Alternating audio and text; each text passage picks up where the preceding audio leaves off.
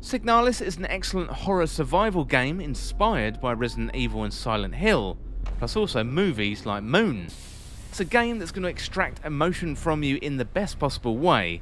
Today I'm going to run through all the reasons why you should play it.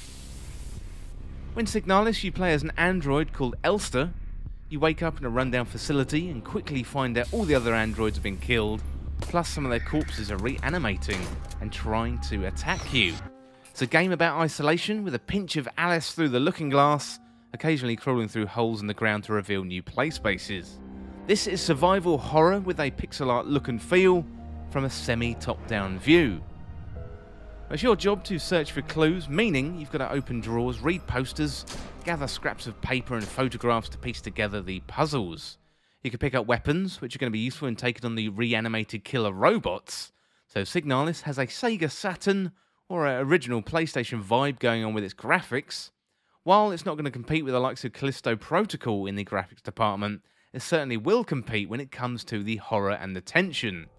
This isn't in your face or jump scare horror, although there are a few moments. It's a slow build, constant tension kind of horror, and I'm all here for it. The environment design is expertly done here, even behind the minimal pixel artwork. The use of lighting and shadows reinforce the horror, keeping you on your toes as you slowly walk from room to room. The surveillance cameras follow you as you walk into a room, making you wonder if they're automated or if someone is watching you. The environment is as much a character as the one you control, and I'll be honest, it doesn't like you and it doesn't want you there. So this is a real retro game, first achieved through the graphics but also by the equipment in the game. There's videotapes lying around the place, plus you've got the weapons looking like old school revolvers. Early on you get a radio that can be tuned to various frequencies to receive messages. It feels like a sci-fi movie that was crafted in the 70s or the 80s, similar to the future that Ridley Scott created with the original Alien movie.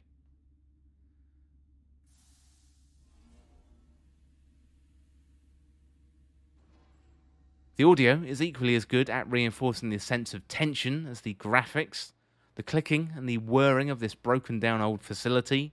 There's a score done by 1000 Eyes and Cicada Sirens, also classical music in here too, including Tchaikovsky, and a particularly terrifying version of Swan Lake. It fits the moment absolutely beautifully, as does all the music and the sound work in the game. Signalis is all about the slow build, the feeling of dread, the impending doom, the quick cuts and the flashes of memory. There's large parts of the game where you're going to be wandering around, gathering resources and clues, trying to find the solutions to puzzles. You're going to be trying to find a key for locked doors or a passcode for a keypad. That sense of fear never really leaves you, always being reinforced by the environment or the music. As with other survival horror games, you need to keep a close eye on ammunition. So don't be wasteful when it comes to your ammunition. It's a rare currency you won't want to waste, and it could mean the difference between life and death. Enemies seem to come back to life randomly. One minute you're going to be walking by with a seemingly dead robot at your feet. Next minute they're going to be up and coming at you. So be careful and be afraid. Signalis does a really good job of keeping you on your toes at all times, not only through the gameplay but with the cutscenes as well. You're going to be walking along, then all of a sudden a flashback will occur, and those dreamlike sequences tend to blend into real life. It's quite hard to tell the difference between what is real and what is a dream. There's also another layer to Signalis which keeps you searching for the truth, keeps you coming back for more, time and time again.